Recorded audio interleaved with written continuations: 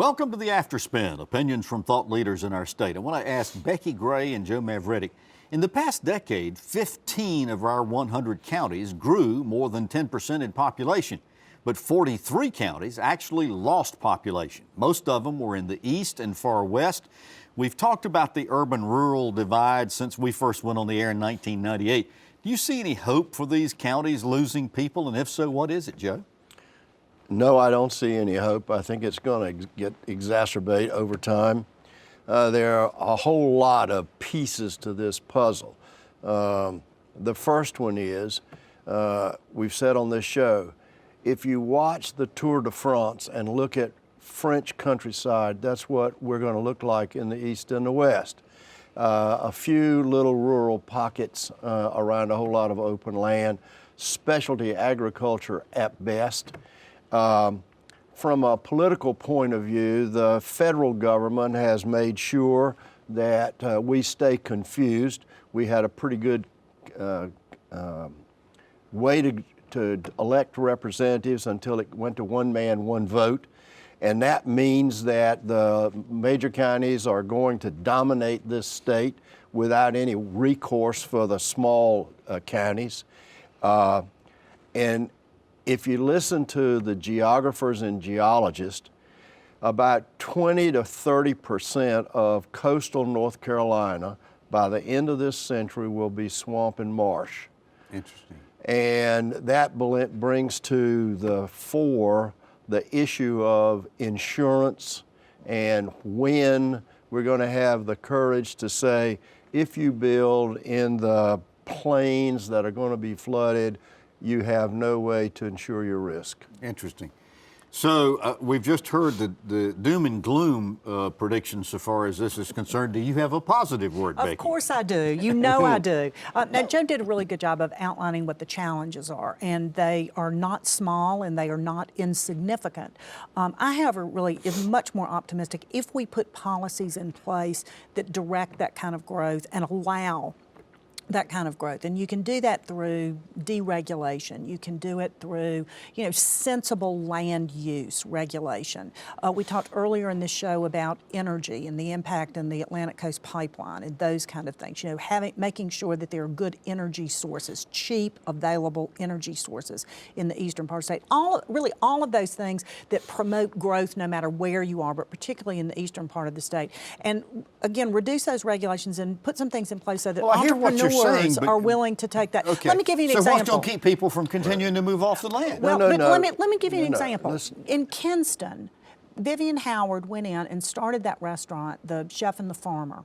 Entrepreneur, her money. I mean, there may have been some government assistance with that. I'm not sure. Some incentives there. I'm not sure. If there were, well, it was a television show behind it, for one thing. So now she has a television show. She has an internationally sold cookbook.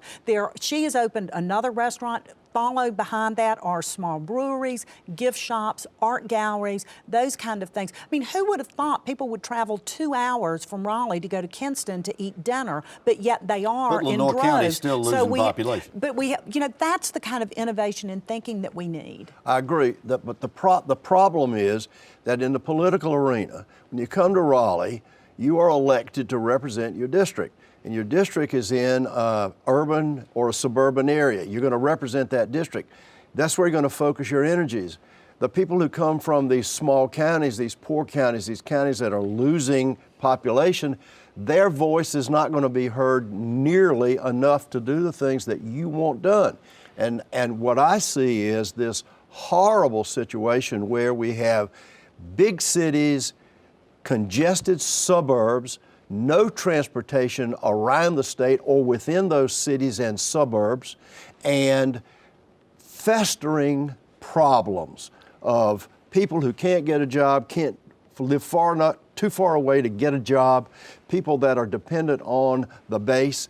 And I'm also concerned about counties like Hyde, who can't afford from their property tax base, they can't afford to even provide sheriffs or schools or new school buildings. Not to mention health care. But I think one of the answers to that, it's not either or, and it's not one set of regulations or one set of rules for urban and suburban and rural areas, you know, those pro-growth policies of lower taxes, cheap available energy, reasonable land use regulations, all of those kind of things. You know, you don't just do it in the rural areas, you do it across the state. It benefits everybody. You don't have to have one set for one and I gotta and tell another you, set. I love your enthusiasm and your positive attitude and so forth. Call me a doubting It is Thomas. a challenge. It ain't working. It is a challenge. Well, it's not but- working. but- We've reduced taxes. We've eliminated lots of regulations on business and property owners, and so it's not working.